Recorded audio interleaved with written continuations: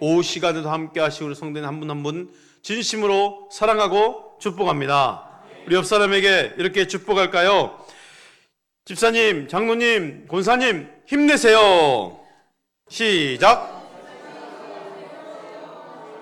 옆 사람에게 말하세요. 저같이 그냥 한 사람한테 그냥 집사님, 장로님, 권사 힘내세요 하지 마시고 옆 사람이 집사님이면 집사님 힘내세요. 장로님, 장로님 힘내세요. 또 사랑 안 하면은 여보 힘내세요. 이렇게 다시 시작. 집사님 힘내세요. 다시 한마디 덧붙일까요? 제가 기도하겠습니다. 아멘. 제가 이렇게 막 힘내려 하려면 지금 제가 잠이 너무 와서 그렇습니다. 아니 아침에는 정신이 말똥말똥 해가지고 컨디션 괜찮네 했거든요. 생각해보니까 그 아침 시간이 지금 하와이에서 한참 낮에 활동했던 시간이었어요. 지금 이제 잠자리 들 시간. 그래서 아마 그래서 지금 막 몽롱해지려 하나. 제가 지금 코나에서 호놀룰까지 1시간 타고 다시 2시간 대기했다가 하와이에서 10시간 정도 지금 타고 들어왔거든, 비행기. 근데 비행기 시간 때문에 힘든 게 아니고 적응이 안 돼가지고 제가 사실 하와이 가서 한 주간 저녁에 잠이 안 들어가지고 되게 예민했거든요.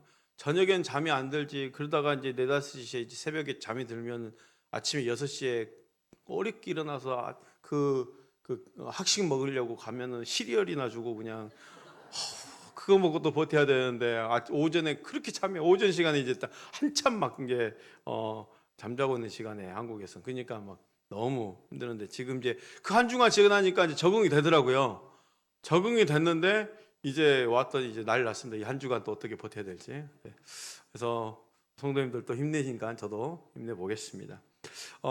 금요기도에 말씀 전하셨던 이상호 목사님, 또 조경익 목사님 말씀 이렇게 집회 다 끝나고 장문의 글을 저한테 보내왔어요. 하와이에서 다 읽었거든요. 오히려 본인들이 은혜를 너무 많이 받고 간다고.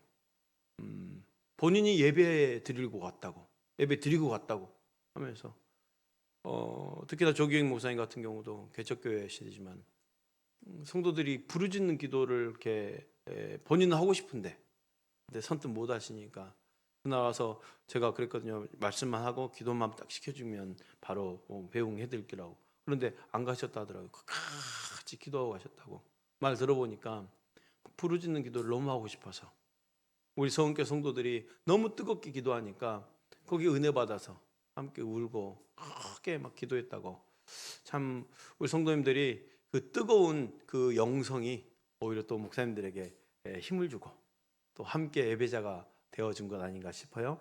우리 성도님들에게는 그 영적인 힘이 있다는 것을 믿으시기 바랍니다. 네. 오늘 본문은 이 재림, 예수님의 재림이 언제쯤 이루어질 것인가에 대한 이 데살로니가 교회의 질문에 대한 바울의 답변이에요. 여러분 우리 항상 궁금한 게 있죠. 예수님이 오신다는데 다시 오신다는데 언제 오시나? 우리가 그 이단들 중에 특징은 예수님의 정확한 재림의 시기를 맞춰서 막 예언한 그런 단체들도 있어요. 그래서 우리가 그런 이단들 때문이라서 그런지 더더욱 한참 재림 신앙이 뜨거웠을 때는 우리 신앙도 뜨거웠거든요. 그런데 그 이단들의 활개로 인해서 재림 신앙이 주춤하더니 오히려 너무 평안하고 안일해져 버리는 신앙생활이 되어버렸죠. 왜? 재림은 정확한 시간을 알 수 없어 라고 판단해 버리니까. 그런데 아니에요. 예수 믿는 사람은 예수님의 재림을 정확히 알 수 있습니다. 그 정확한 날짜 시기를 지금 말하는 게 아니에요. 예수님의 다시 오심을 분명히 알 수 있다라고 성경은 말해주고 있어요. 주님이 언제 다시 오시더라도 기쁨으로 맞이할 수 있는 성도가 될 수 있다라는 거죠. 우리는 그래서 바울이 말하는 게 뭐냐? 늘 깨어 있어라. 믿음과 사랑의 호신경을 붙이고 구원의 소망의 투구를 쓰고 완전 무장하면서 권면하면서 서로 덕을 세우며 함께 나아가자라고 권면하고 있어요. 우리가 이제 두려운 건 이거예요. 아니 분명히 오신다는데 진짜 바로 오시면 어떡하지? 막 그런 느낌? 그렇잖아요. 갑자기 오시면 어떡하지? 그런 느낌. 내가 한참 죄 짓고 있는데 그때 오시면 어떡하지? 그런 불안함 있지 않으십니까? 주님의 재림을 믿는 우리 모두에게는 아멘 주 예수여 오시옵소서라는 늘 소망이 되어야 될 줄 믿습니다. 문제는 과연 성도들이 주님의 재림을 정말로 믿음으로 인내로 기다리고 있는가 아니겠어요? 중요한 사실은 우리 믿는 자들은 주님의 재림의 시기를 분명히 알 수 있다는 거예요. 성경은 말합니다. 데살로니가전서 5장 1절 2절 말씀, 형제들아 때와 시기에 관하여 너에게 쓸 것이 없음은 주의 날이 밤에 도둑같이 이를 줄 너희 자신이 자세히 알기 때문이라. 자, 분명히 성경은 그렇게 말했어요. 주님이 다시 올 때는 도둑같이 이른다고 그랬어요. 근데 도둑같이 이르는 것을 너희들은 안다라고 말하고 있어요. 그럼 도둑같이 임하는 것을 당하는 사람 누구겠어요?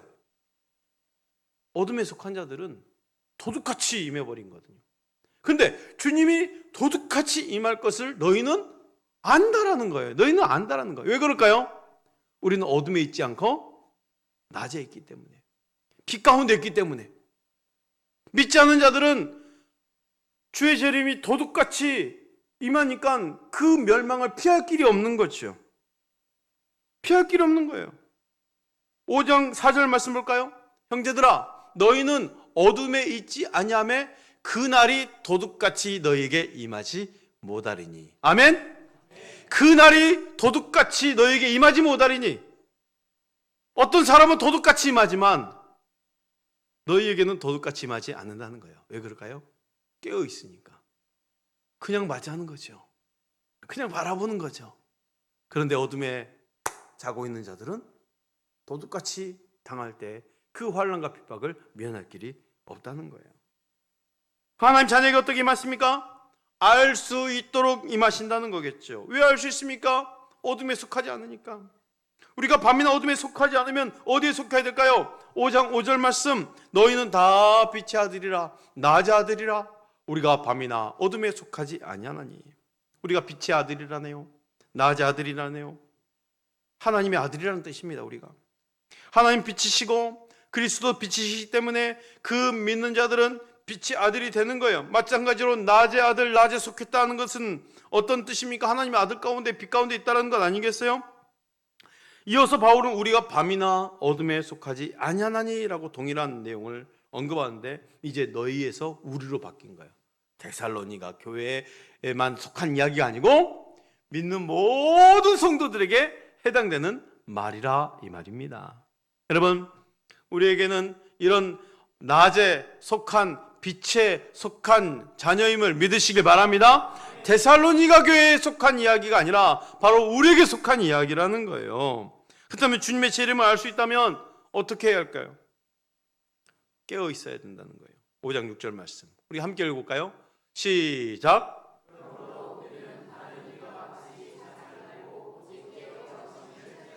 자지 말고 오직 깨어 정신을 차릴지니라. 어둠에 빠지지 않고 쾌활하게 취하지 않고 깨어 있어라는 거죠.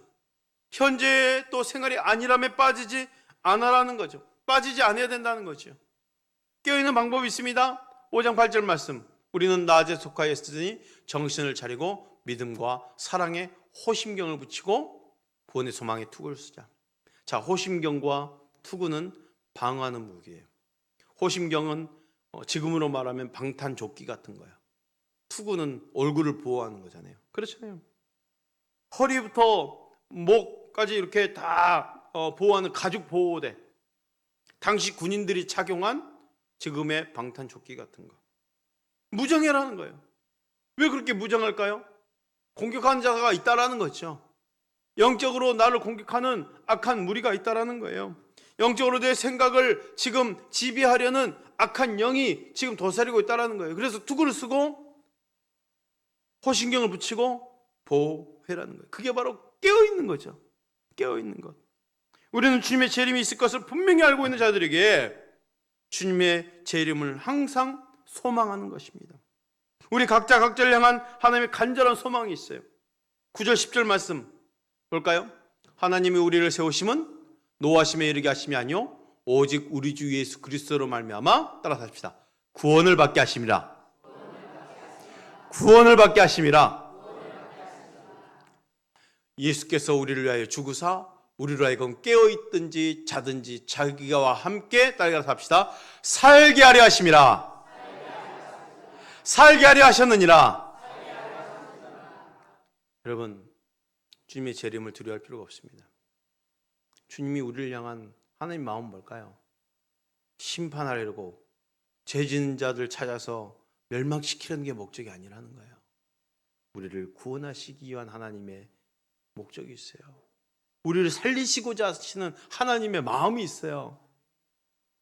죄 가운데 결코 버리지 않으시는 하나님의 마음이 있어요. 그러니 우리가 해야 될 일은 뭐예요? 깨어있는 거죠. 그래서 주님이 재림하실 때 그냥 잠자서 도둑같이 임하는 것을 맞이하는 것이 아니라 깨어있어서 아멘 주 예수 오시옵소서, 그 주님의 재림을 분명히 볼 수 있도록 임해 주시는 게 바로 우리를 향한 하나님의 소망인 것입니다. 믿으시길 바랍니다.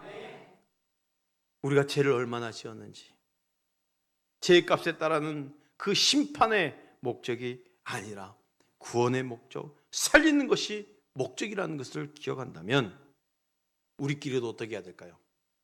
연약한 성도들, 또 넘어진 믿음 약한 성도들 있잖아요. 그거 어떻게 해야 돼요? 정죄가 아니에요. 우리 하나님 마음도 심판이 아닌데, 우리 하나님 마음도 살리고자 하시는 거예요. 구원하고자 하시는 마음이라면 우리도 마찬가지 해야 됩니다. 서로 더불어 격려하고 세워주고 함께 살아가는 것, 이게 바로 하나님이 교회를 향해서 원하시는 거예요. 바울이 이걸 지금 데살로니가 교회에 권면했던 거예요. 지치고 고나여 쓰러질 수밖에 없는 우리, 환난 가운데 있다 할지라도 예수 그리스도 재림을 소망으로 서로가 격려하면서 이겨나가는 것. 환난과 핍박 중에도 성도는 신앙 지켰네. 이 신앙 생각할 때에 기쁨이 충만하도다. 같이 성도의 신앙 따라서 죽도록 충성하겠네. 아멘. 한 구절 부르면 따라올 줄 알았어요. 두 구절 할 때까지도 따라오지 않으시고. 옆사람에게 축복을 격려합시다. 집사님 힘내세요. 제가 기도하겠습니다. 함께 주를 위해 충성합시다. 아멘.